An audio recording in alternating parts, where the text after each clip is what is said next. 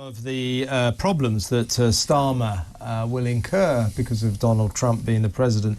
Donald Trump has already apparently been heard in deep conversation with his big mate Elon Musk, the richest man in the world, saying, "I'm worried about Keir Starmer. He's very, very left-wing." British political commentator Kevin O'Sullivan has strongly criticized Labour leader Keir Starmer, calling him a fool for his approach to the UK's relationship with the United States. According to O'Sullivan, Starmer's left-wing policies and alignment with progressive views represent a significant risk to the historic UK-US alliance.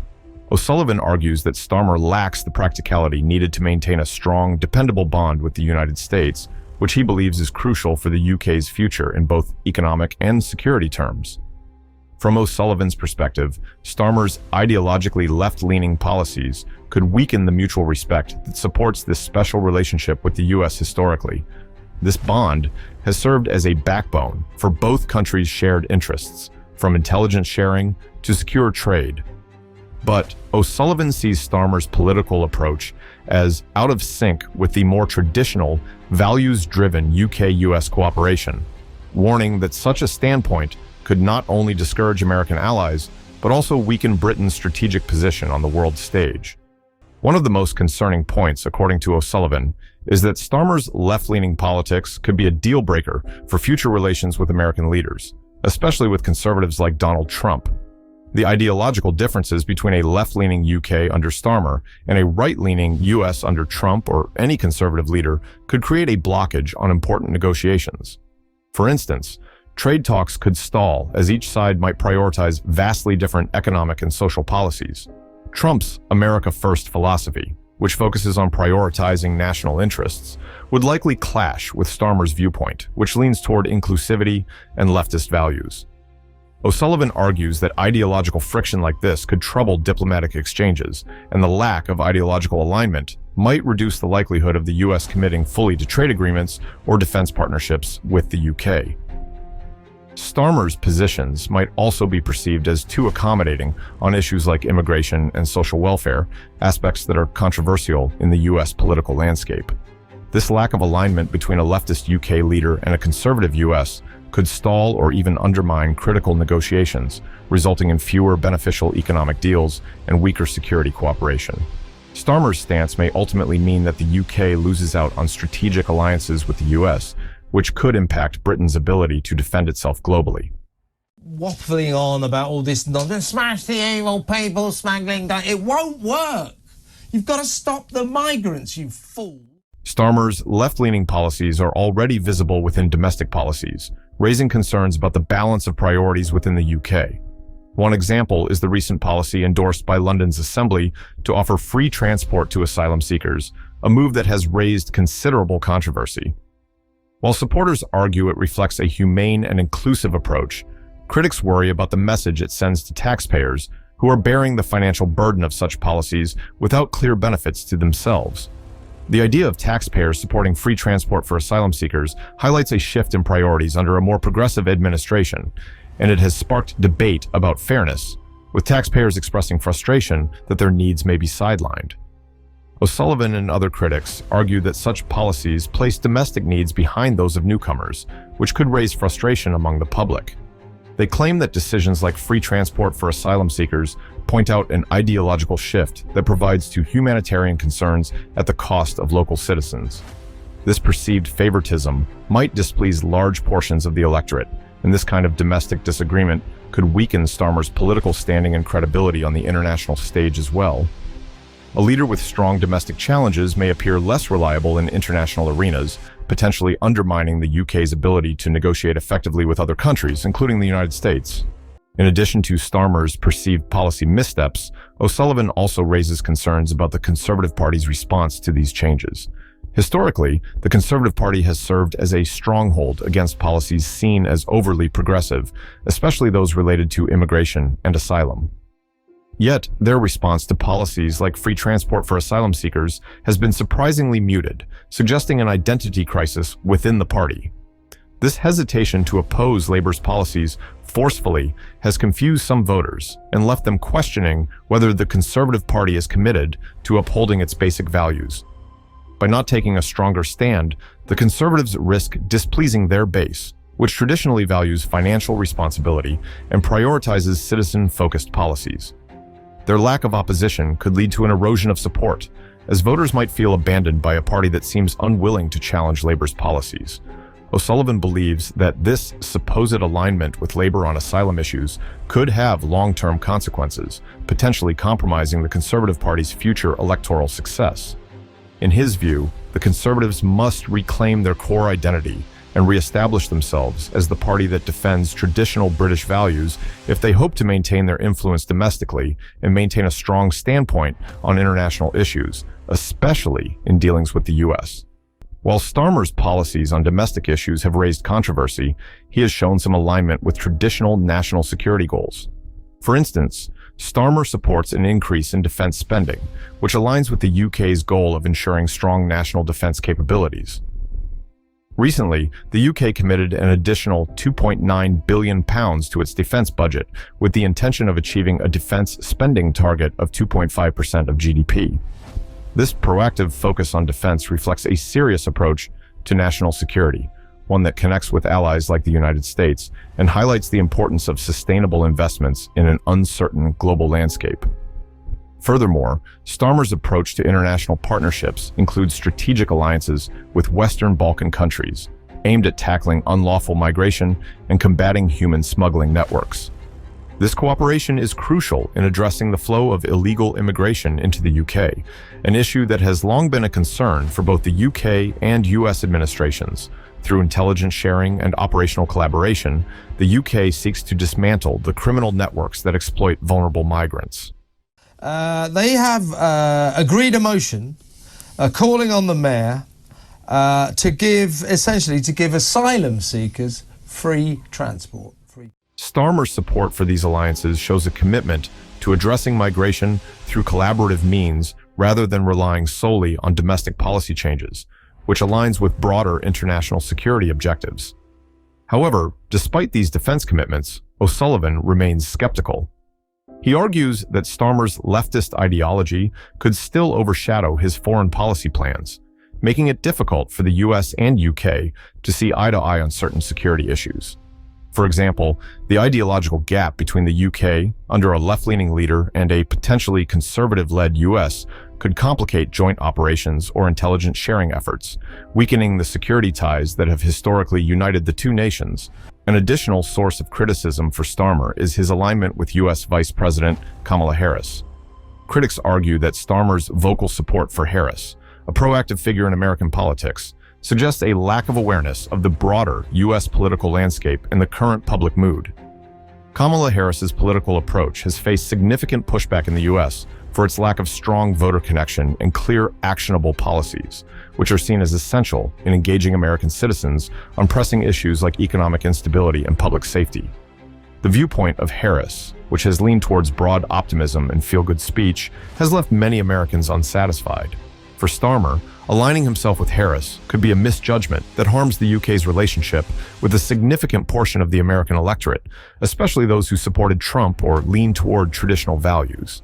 This alignment could be viewed as a signal that Starmer does not fully understand the political differences in the US or the issues that connect most with American voters. In international relations, understanding the political climate and the key figures in allied countries is crucial for effective diplomacy.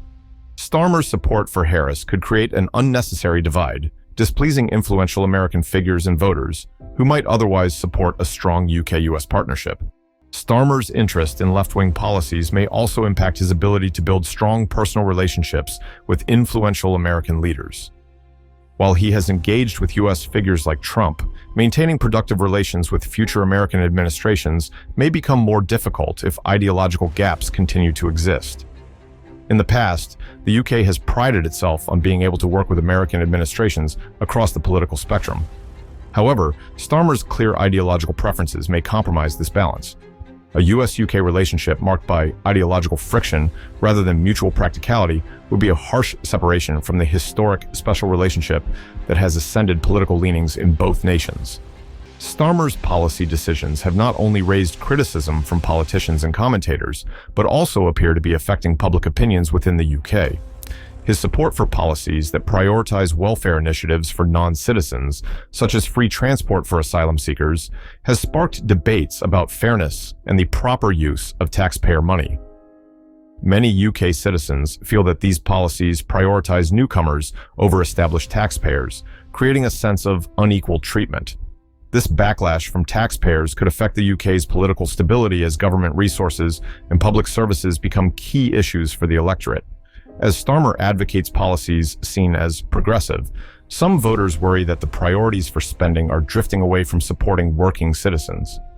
A leader who cannot maintain strong domestic backing might lack the authority to represent the UK effectively in international negotiations, potentially compromising the UK's negotiating power in discussions with key allies, including the United States. The Conservative Party's difficulties in opposing Labour's policies on welfare for asylum seekers have raised broader concerns about its reliability as an opposition party.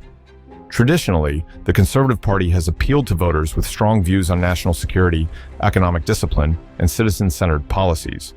However, their recent alignment with Labour on immigration and asylum issues has blurred the differences between the two parties, leaving many Conservative supporters questioning where the Conservatives stand on core issues. This identity crisis within the Conservative Party has weakened its appeal to voters who expect a strong attitude on border control and immigration. If the Conservative Party continues to align itself with Labour's progressive policies, it risks losing the confidence of its voter base, who may turn to alternative parties with clearer conservative principles. For the UK's international reputation, a divided or weakened Conservative Party could create instability, as American allies might recognize the UK as internally conflicted and thus less dependable on the world stage. On the defense front, the UK's commitment to increasing its defense spending has been a significant move to reinforce its viewpoint on global security.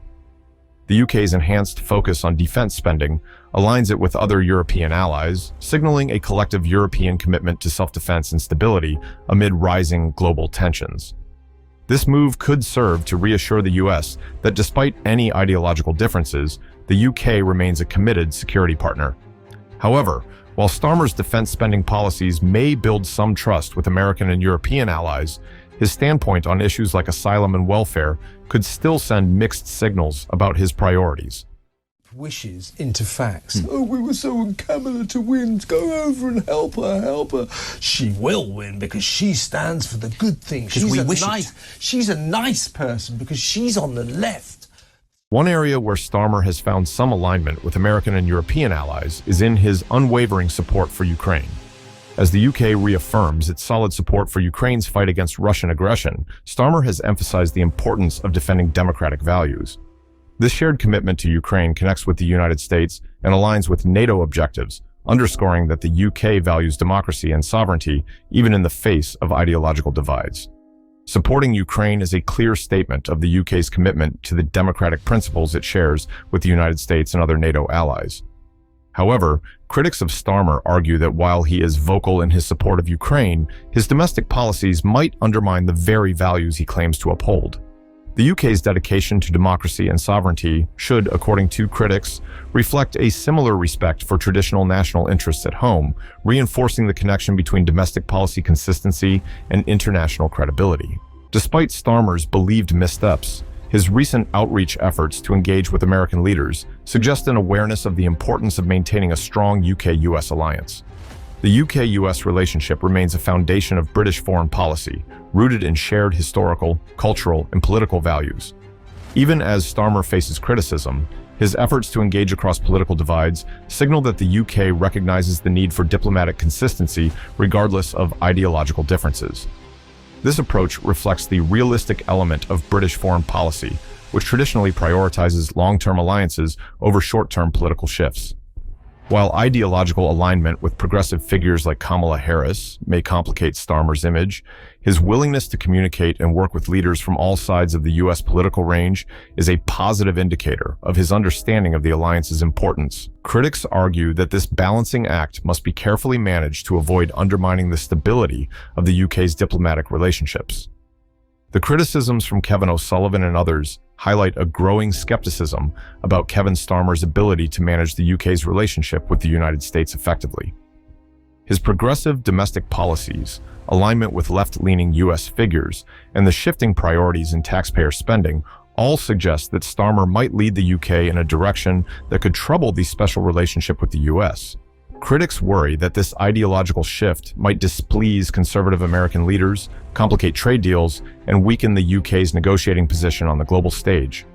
Starmer's support for policies like free transport for asylum seekers and his supposed favor toward progressive U.S. figures like Kamala Harris may create a disconnect with traditional British values, which could impact the stability of UK-US relations. His foreign policy initiatives, while admirable in some respects, like support for Ukraine and defense spending, are seen as lacking a solid strategy that bridges the ideological divides with American allies. The UK's future relationship with the United States will require careful navigation of ideological differences. For Starmer to effectively manage this alliance, he will need to address domestic concerns about his policies, ensure a logical approach to national and international security, and balance his progressive ideals with the practical realities of foreign policy.